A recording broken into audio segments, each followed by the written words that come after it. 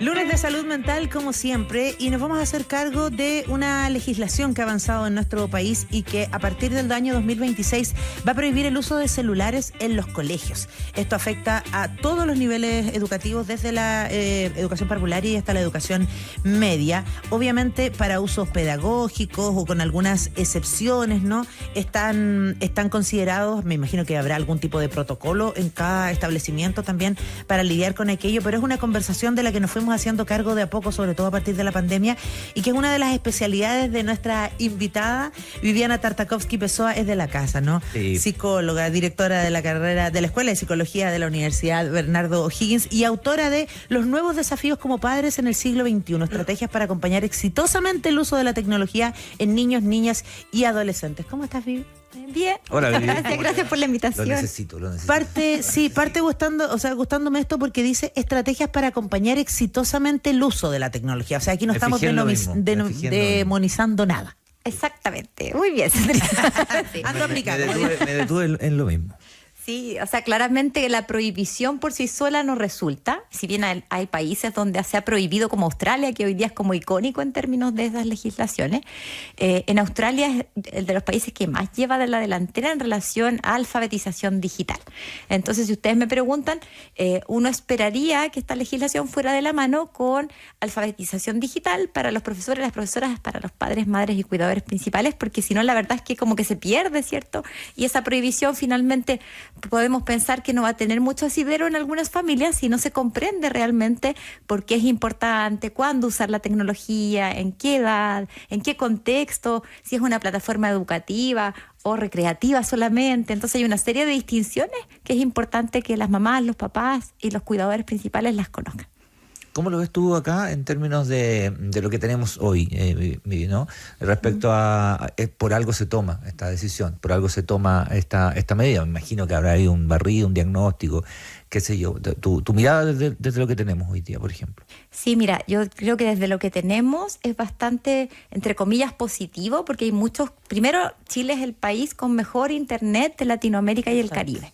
Y no tenemos ninguna política pública de alfabetización digital. Entonces, la verdad es que a mí me gusta, y bueno, ustedes saben, estoy haciendo la tesis del doctorado, pero es un tema que me apasiona como mamá también de la Amanda, que ya va a cumplir 12 años, está adolescente, sí. Y de alguna forma también como investigadora. Entonces, se fijan que todos los papers dan cuenta del daño y el uso precoz de la tecnología en niños y niñas, y cómo eso después tiene repercusiones tan graves como ideación suicida, intentos suicidas en la adolescencia. Entonces, de alguna manera hay evidencia suficiente para decir que es importante regular, pero regular siempre desde el acompañamiento, que es la perspectiva de Sonia Livingstone, que es como la pionera en el concepto de mediación parental digital activa, que dice relación con esto que estamos conversando. ¿Se fijan? Más bien es como acompañar como padre, madre, cuidador principal en el trayecto hacia el mundo digital, en el cual ninguno de nosotros, por lo menos yo que nací en el 77, no nací con el smartphone en la mano. Entonces es un aprendizaje permanente, constante, y que requiere tiempo, que es difícil, sabemos, en países como el nuestro, como en Chile. Me encanta cuando la Vivi nos explica tan desde la academia, pero clarito, porque hay personas que hablan muy del sentido común nomás, a lo mejor, y sí tienen razón, pero obviamente nos falta ese respaldo, porque, por ejemplo, una de las cosas que uno escucha es como, los más chiquititos no, por nada del mundo celular, pero sí pueden, por ejemplo, ver pantallas de televisión. Y uno dice, ¿y la diferencia es por qué? No, porque no tiene que el scroll. ¿Ya? Trata de explicarnos un poquito eso, por favor, sí. Vivi. Lo primero es que en el fondo las redes, lo más complejo es las redes sociales, independiente de todos los temas visuales, auditivos que se pierden cuando un niño o niña, esto pasa a ser su niñera digital. No tiene lentes con filtro azul, pues. Exactamente. Ya. Entonces se fijan que en términos generales uno podría decir lo más complejo son las redes sociales, pero por supuesto que un niño o una niña necesita jugar, embarrarse, caerse, tirarse al suelo. El juego presencial genera una serie de habilidades cognitivas, conductuales, afectivas de los niños y niñas que son irreemplazables por el mundo online. No hay ninguna investigación hoy día en Chile que dé cuenta de que un niño que no acceda a ninguna pantalla menor de 6 años tenga algún beneficio. Eso es súper importante. Okay. Entonces, de alguna manera, un niño aislado de pantallas hasta los 6 años, piola, da lo mismo. Así como no va a tener ningún problema para que él no escuche. No le va a pasar nada. No le va a pasar nada. Bueno. Y después, la idea es que es difícil, porque claro, hay muchos, como que yo diría que las condiciones estructurales de nuestro país hacen muy difícil la mediación parental digital activa, este acompañamiento, porque trabajamos muchas horas al día. Bueno, ahora va a salir la legislación, así que esperamos que resulte, ¿cierto? Para que quienes somos papás, mamás, podamos tener más tiempo de compartir con la familia. Y desde ahí, Sandra, hasta un año atrás se decía ojalá hasta los 2, hoy día se dice hasta los 6, entonces las regulaciones van cambiando. Después, en la medida que los niños crecen, por supuesto que es menos grave una televisión, porque está más lejos de la vista, nos quiebra la postura, ves hoy día todos agachados y la espalda chueca por usar tanto celular. Luego la tablet en general se entrega después de ver televisión, ¿cierto? Un niño o niña en Chile es terrible, porque el smartphone se entrega a los 8,9 años según Kids Online Chile, y por ejemplo en España es 10,8. O sea, es un año. Y un año en la vida de un niño es harto. Claro. Y el smartphone, en el fondo, se debiese entregar, en el mundo ideal, que existe en algunos países, es 13 años. Así, mínimo 13 años, cuando ya hay un poco más de reflexión, de capacidad de crítica, etcétera. Y antes es como de verdad muy riesgoso para los niños, las niñas y los adolescentes. Pero eso es, lo hemos comentado también en otros espacios, ¿no? También se produce una especie de colisión respecto a, uno dice, voy a tratar de estirar este periodo prudente, 12, 13 años, como decís tú. Y el cabro chico, niña va al colegio y tienen, todos los compañeros tienen, te subís al metro, todas las personas están mirando, todos. Y sin audífonos. Todos mirando. Es una cuestión de que pasa en una mesa y pueden haber 4 personas y las 4 con teléfono, hasta en los carretes, ¿no? O sea, claro, le pedimos a los niños, y yo sé que está la información y qué sé yo, pero se produce esta cosa de que alguna vez me pasó en alguna reunión de apoderados, perdón, pero me sentí como... Predicar con el ejemplo. No, me sentí como el tipo, pero si todos los niños tienen... pero sí, ¿y qué tiene que ver eso, digamos, ¿no? Pero es difícil, pero sí es difícil. Porque el chico te dice, oye, mis compañeros todos tienen y... O sea, Cristian, es súper difícil, pero por eso en el libro aparecen algunas claves para hacerlo más fácil, porque en el fondo... Gracias. Sí, no tuvieron que aguantarse nomás. Claro, y también hacer comunidades. Yo creo que, lamentablemente, en Chile tenemos mezclas bien tóxicas de individualismo, exitismo, otros ismos también, que no vamos a hablar hoy día, pero en el fondo lo que... Hablemoslo igual, ¿no? Capitalismo, ya. Es el día, Vivian. Sí, pero en el fondo lo que les quiero comentar es como que hace falta un trabajo comunitario, conversar estos temas con los papás, las mamás, ponerlos sobre la mesa, porque claro, si yo soy la bruja mala, porque las mujeres, acuérdense, hay una brecha de género en este mundo digital, y estoy sola con mi hija, probablemente la manda me diga, odio a mi mamá porque es la única, pero cuando somos más mamás y más papás que estamos contra esta bandera de lucha es más fácil, porque no es la única, y te aseguro esos niños que dicen, soy el único, dense la pega a papás y mamás que nos escuchan, probablemente no sea el único, sea un grupito pequeño en la medida que los niños pasan a 7º básico, pero existimos en el fondo, y desde ahí ha tenido que ver con conversar, primero conocer a los amigos de nuestro hijo, que es invitarlo a la casa, jugar, que en la casa no estén todo el rato en Instagram o en TikTok, etcétera, y en segundo lugar conocer a los papás de los amigos de tus hijos, y ahí creas una comunidad digital de cuidado, que es difícil, estamos de acuerdo, porque Chile, como les digo, tiene una mezcla bien tóxica, mejor internet de Latinoamérica y el Caribe, 0 políticas públicas de alfabetización digital.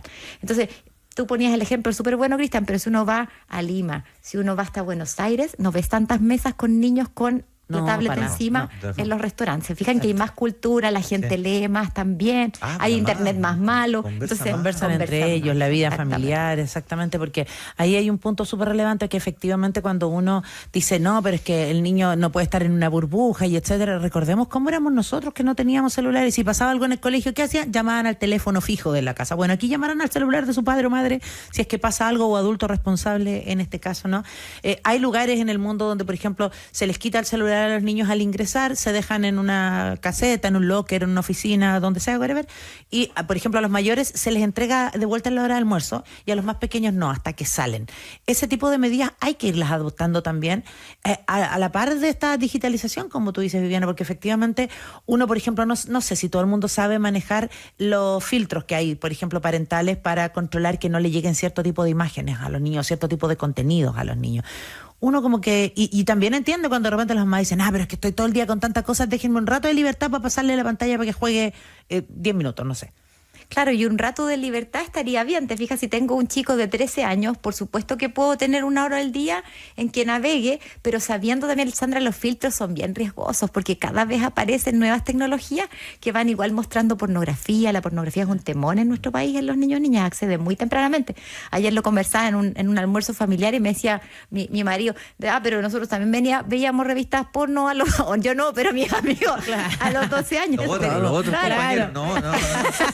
Pero una revista. Saludos a mis compañeros del Liceo Luis Cruz Martínez de Curicó. Saludos, Rodo, a ti y a tus compañeros. Ahora, sobre todo a mi amigo Manuel Valdés, que nos proveía de revistas y el todo. Dealer, Manuel, dealer. te vendí, lo siento, te amo. Pero se fijan que fuera de broma, una revista es un medio de comunicación. Ustedes son comunicadores, es un medio pasivo. No se crea información, no se dialoga, no hay avatar, no hay personas que nos empiezan a hablar incógnitamente. Entonces, muy distinto, ¿se fijan? Los chicos también quedan pegados con la pornografía, la comparten, la siguen viendo, la ven, y la dopamina, que era lo que tú decías antes, Sandra, esto de más, los afecta. Y no pueden salir de este mundo. Entonces, por ejemplo, hay investigaciones que dan cuenta que los niños de 9 años dicen, yo quiero terminar de ver, no sé, Instagram o TikTok o lo que quieran, y no puedo. Y de verdad, biológicamente no pueden. Entonces, como piensen que a uno de repente le cuesta, pues empieza Son ya. estímulos constantes, por ejemplo, los videos y eso del scroll, pues, ¿no? Hay un tema del Ahí está el Hacer scroll. pasar uno y otro. Hay un tema del estímulo que está hecho para que te enganches. Exactamente. Ojo, que los adultos pueden pasar horas pegados y de repente también es como, ya, que los niños hagan actividades y todo, pero acompañamos a los niños. ¿Y qué estáis haciendo? Estáis metidos en el teléfono. Entonces, también se da esa Y el algoritmo te va mandando cosas que a ti te interesan. Claro, que te refuerzan. Y eso es terrible. Miren, hace un digo. par de semanas fui a un colegio, yo voy a todos los colegios a hablar de estas cosas. Y una mamá dice, yo amo internet porque quería comprarme unas chalas y me salieron puras chalas. O sea, como esta creencia en el mundo mágico, estamos hablando hace 2 semanas atrás en un colegio cerca de la Universidad de Bernardo Higgins. Y fue como yo casi llorando, así como Entonces, se fijan, hay otras mamás dijeron, pero ¿cómo? Hay un algoritmo. Pero estas conversaciones no hay, pues entonces la gente inocentemente se abre y te cuenta y uno dice, chuta, ya por dentro y por afuera, señora, ¿sabe qué? Hay un algoritmo que le muestra lo que usted quiere escuchar. Exacto. Entonces, Claro, y Por algo las campañas políticas están tanto en redes sociales. Sí, claro, también. y esto no es, y lo dije todo al comienzo, no es una demonización ni de la tecnología ni de las plataformas en sí mismas, porque son súper importantes. Efectivamente te logran conectar incluso con personas o tener una serie de servicios, qué sé yo. Es súper importante. Nuestro trabajo, yo alcancé a trabajar, Sandra también alcanzamos a trabajar sin internet, digamos. Sí, pues. Tenía otras complejidades, las sacábamos igual, pero tenía otras complejidades. Lo digo porque en muchos colegios el tema digital lo enseñan, ¿no? Sí. Lo acercan, lo van acercando de a poco. Hay colegios donde se trabaja con tablet, pero de a poco, digamos, gradualmente. Y para beneficio de... Claro, y con Claro. objetivos pedagógicos, ¿se Claro, fijan? claro, Entonces, claro, desde ahí el profesor tiene que saber bien cómo Así usarla. es. Eso te iba a preguntar, la capacitación de los maestros, maestras. Hay un Eso punto hace ahí, ¿no? mucha falta. Bueno, de hecho, como se dio este plazo hasta mitad del próximo año, la idea es que los colegios sepan cómo incluir esta prohibición en sus reglamentos internos. Entonces, claro, va a haber harto trabajo en relación a la sensibilización, a la capacitación. También me ha tocado ver colegios que ya tenían una normativa de no ingreso de smartphone a los establecimientos educativos. Me decían, chuta, esta norma Vivi no es tan buena para nosotros porque ni en el recreo tenían smartphone y había un acuerdo con los papás y las mamás después de asambleas y cosas muy interesantes y participativas. Y a mí me ha tocado estar con chicos y chicas de esos colegios versus de otros colegios y la verdad es que hay años luz de diferencia. Y estoy hablando igualmente de colegios que son particulares subvencionados, ¿me entienden? En características socioculturales más o menos Que son, parecidas. claro. Y igualmente, en el fondo uno nota esa diferencia. Pero los colegios que son exitosos, que han sido incluso en estas normativas que se han tomado antes de la legislación que sale el otro año, ha sido con la participación de los padres, las madres y con capacitación también a los docentes en cuándo ocupar una herramienta tecnológica en función de un objetivo o resultado de aprendizaje. Sí, y efectivamente esas diferencias existen. O sea, es solo hacer el ejercicio nosotros. Por ejemplo, yo me acuerdo cuando empecé a trabajar, ya que lo mencionaba Cristian, productora, me sabía los números de todos los periodistas y de todos los corresponsales de La Chilena en ese tiempo, porque había que llamar rápidamente y uno conectaba y daba con los celulares. ¿Quién se sabe más de 2 o 3 números si es que hoy día? Nadie, porque todo lo tenemos grabado y listo y disponible. Hoy en día la inteligencia artificial llega como un desafío también. Si no nos subimos rápidamente a ese carro, los cabros ya hacer la tarea va a ser lo menos que hagan a través de la inteligencia artificial. Entonces, tiene que ser una educación más allá del dispositivo, porque siento que muchas veces queda la lógica de que, ya, quitémosle el celular y está. No, enseñémoslo, como dices tú, porque puede ser el celular, puede ser el computador, pueden ser las herramientas de inteligencia artificial. Exactamente, y yo te diría, hay como varios ribetes en esto. Uno, lo que tú decías de la función ejecutiva, cuando se le da tempranamente un smartphone a un niño o una niña, la función ejecutiva es como el director del cerebro. Entonces ahí tenemos toda la asociación con las desregulaciones que ocurren hoy día, las pataletas, esto que les quitan los smartphones y hay una crisis, ¿cierto? Exacto. En los adolescentes que se encierran, etcétera, que ya antes se encerraban, ahora es peor. Entonces desde ahí, esa arista es un frente. Y otro frente, Sandra, como tú súper bien decías, es como también cómo capacitar a los adultos, pero también dando el ejemplo. Yo les diría que en todas las conversaciones que yo tengo con las comunidades educativas, lo más terrible son los papás, las mamás, que empiezan así a hablar uno y se empiezan a hacer scroll o empiezan a preguntar cosas. Entonces, si uno no da el ejemplo, o les pregunto a los papás, ¿comen con sus hijos sin pantalla? ¿Ustedes dejan ese espacio para conversar? Cri, así. O van a un restaurante y le ponen la tablet encima, claro, o le pasan el celular para que no moleste. En vez de compartir. Es que eso nos está haciendo más tontos. Perdón que lo diga así derechamente, pero creo que de verdad nos está haciendo más tontos porque nos estamos perdiendo experiencias y momentos. O sea, nos estamos perdiendo esa experiencia de salir a comer con los niños, de estar en familia, de las conversaciones que puede salir. El hecho de buscar todo en internet ha hecho también que seamos personas con memoria súper a corto plazo, porque buscamos el dato, lo tenemos, lo desechamos. Antes no, uno tenía que aprenderse cosas. Totalmente, y esos daños, mientras más precoz es el acceso libre a las pantallas, está muy documentado que se pierden distintas funciones cognitivas, como la memoria, ¿cierto? También la atención y la concentración. Piensa que uno a veces va manejando, cuánta gente nos ha chocado o la han atropellado por andar whatsappeando y pasa de largo, ¿te fijas? Entonces hay una serie de cogniciones, conductas que se asocian a esta hipertecnologización. Mira, llegan un par de mensajes. Por ejemplo, Patricia habla de que su hijo está en séptimo básico. Cuando llegan, la directora pide los teléfonos, se los entregan al salir, y eso dice que ya lo estaban realizando por lo menos en el colegio de los hijos de él. Luisa de Rancagua dice: mi sobrina siempre estaba con el celular, pero ahora cuando llega a la casa le pido que deje el celular, se hablemos un rato, y se habla de libros y de una serie de cosas. Y no le pasó nada malo, al contrario, me hace sentir orgullosa que fue premiada en su colegio como lectora del año. Sofía Tapia de Rancagua. Y Carlos Cortés de Algarrobo dice: mi hija trabaja, tiene 30 años, y emita a mi nieta de 6. ¿Cómo voy controlando eso? ¿Cómo voy controlando el tema de el uso indiscriminado cuando tiene que ver con los adultos también? O sea, tanto los adultos, todos tienen teléfono. El adulto, la niña de 6 que ya tiene teléfono, que tiene una utilidad, pero que lo vayan comprendiendo, insisto, los adultos. Mensaje de Carlos.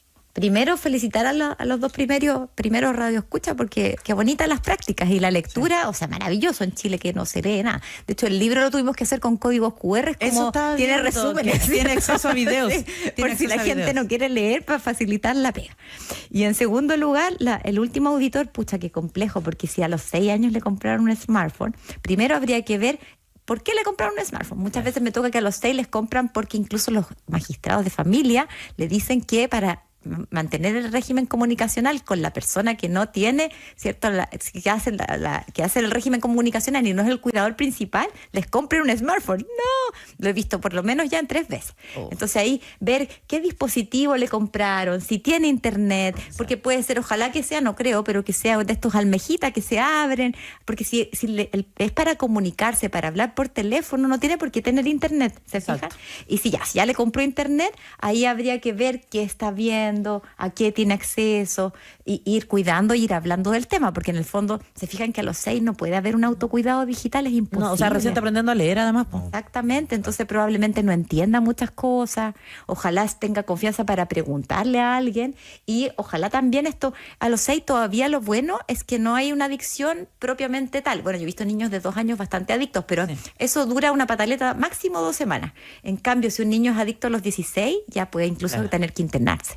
Entonces, de alguna forma, a los 6 todavía es rescatable ese abuelo, ¿cierto? Puede llevarla, dijo que vivía en Algarrobo, si me acuerdo, llevarla a la playa, ahora que está el clima lindo, ir a la arena, y si él trabaja también, buscar ayuda. No se puede criar solo o sola en estos tiempos. Siempre hay que criar en red. Mostrarle a los niños que las experiencias en el día a día en la vida pueden ser tanto más entretenidas que lo que van a encontrar en internet, ¿no? Me parece que eso es interesante por un lado, pero por otro lado, como tú dices, sacarle un uso atractivo. ¿Qué recomendaciones harías tú? Porque, por ejemplo, hoy día hay, para la gente que le gusta mucho la literatura, hay libros que se pueden descargar, hay visitas a los museos que se pueden hacer, hay videos de viajes, ¿no? Documentales, series que tienen que hablar con ese tipo de cosas, hay juegos que pueden ayudar al desarrollo cognitivo, a lo mejor de asociación con los más pequeñitos. O sea, de verdad que hay elementos, no se trata, como decíamos al comienzo, de demonizar esta situación. ¿Cuáles recomendarías tú? ¿O qué mirada para elegir? Lo primero, y tomando lo que tú dijiste, Sandra, es como la creatividad aparece en el aburrimiento. Entonces, en el fondo, no tenemos que ser papás o mamás entretenidos 24/7, sino que también tenemos que dejar que se aburran para que aparezca la creatividad, que no aparece si estamos sobreestimulados. Después, si tenemos un niño menor de 6 años, no se va a morir si usted no le presenta ninguna pantalla. Distinto es si ven una película con un picoteo, si lo lleva al cine, que son experiencias súper bonitas cuando los niños van al cine, se paran, se sientan, pero para el adulto pueden ser muy gratificantes y eso no va a menguar ninguna habilidad cognitiva ni afectiva en el niño o la niña. Luego, ojalá retrasar la compra de un smartphone y que vaya en ese sentido, televisión, tablet y smartphone. Ojalá con algunos filtros y siempre acompañado de la confianza. De tal forma que si aparece un video pornográfico, como hasta a mí me pasó hace algún tiempo con la Amanda, te pueda preguntar. ¿Te fijas? Y ahí no hay que ser ciega, sordomuda, como dice Shakira, hay que hablar del tema. Sí, no decirle, no, deja eso, está malo. Claro. Hacerse cargo, ya. Y en último lugar, Sandrita, tener redes de apoyo. O sea, ahora que viene el verano, que nuestros hijos e hijas están de vacaciones, conozca a sus vecinos, tenga a su mamá, su abuela, su tío, su prima, que lo ayuden en las tardes, que las tardes no sean, o el día entero en este caso, porque van a estar todo el día en la casa, no sea solo ver pantalla, aprovechar espacios públicos, pero te fijas que eso te requiere conocer, estar en red, conocer también a los papás de los amigos de tu hijo, porque quizás alguna mamá tiene un día libre, entonces turnarse, todas esas cosas son súper nutritivas y nos van a aportar a que la tecnología sea un compañero y no sea el único uso recreativo que tengan los niños, niñas y adolescentes en su vida. Y yo le sumaría ahí a los adultos que seamos empáticos y respetuosos de la decisión de los padres, porque a lo mejor, claro, yo soy tía, amigas, no sé qué, y me pasan el niñito para que esté, y yo resulta que a mi niño lo tengo desatado con el teléfono, y el otro me dice, no, yo no lo necesito. Sí, ven para acá y se lo pasan. No, hay que respetar y dar a conocer los padres, ¿no? Cuál es el acuerdo que tienen con los niños respecto al uso de pantallas, por ejemplo. No querer dejarle un dispositivo si el niño no lo necesita o no lo pide, y si es que además uno no tiene ninguna injerencia ahí, porque a veces pasa eso, ¿no? Que se faltan mucho el respeto. Incluso lo que mencionabas, con los papás que viven con los niños versus los papás que a lo mejor tienen una relación comunicacional más distanciada. Claro, y eso que tú dices, Sandra, ahora que viene la Navidad, excelente. No regale un smartphone de regalo de Navidad. Hay miles de otras cosas que puede regalar. Los smartphones está estudiado que si se los regala tempranamente se les va a enchocar la cabeza. Y es mejor que se lo enchoquen los dientes y le da un chupete digital a una guagua, un chupete normal y no digital, a que se lo enchoque la cabeza. Entonces, desde ahí, eso es súper importante porque nos falta el abuelito con buena intención que regala un smartphone en una familia que no quería. Entonces, desde ahí, estos temas hay que hablarlos con todos los adultos que cuiden al niño y velar por respetar, como bien decía la Sandra, el acuerdo que haya en relación a los adultos responsables en torno al tema. ¿Cierto? Es lo mismo, yo pensaba cuando te escuchaba, Sandra, como las alergias alimentarias. Cuando un niño tiene una alergia alimentaria y lo lleva la mamá a un cumpleaños, le dice a la mamá del cumpleañero, no puede comer esto. ¿Se han fijado en lo mismo? O sea, ¿por qué tenemos que imponer realidades a otras familias que no las tienen? Y sobre todo cuando son poco saludables para el desarrollo de nuestra infancia y adolescencia. Bueno, este libro, Los nuevos desafíos como padres en el siglo XXI, ¿está disponible? ¿Cómo se adquiere, Viviana Tarkowski-Pessoa? Ahora está disponible con despacho a domicilio en la editorial Alpha Books. Perfecto. Sí. Para que lo busquen, para que además de verdad es súper didáctico porque tiene todos estos QR, tiene ejemplos. Es como bonito, decía yo en mi tiempo. Para que lo pueda revisar con el niño o niña desde cierta edad, me parece que es interesante. Esta conversación también va a quedar disponible en las plataformas digitales para que usted lo pueda analizar y conversar y adaptar a su realidad y a lo que mejor le venga. Muchas gracias por haber estado aquí. Gracias Vivi, como siempre. Gracias a todos quienes nos escuchan.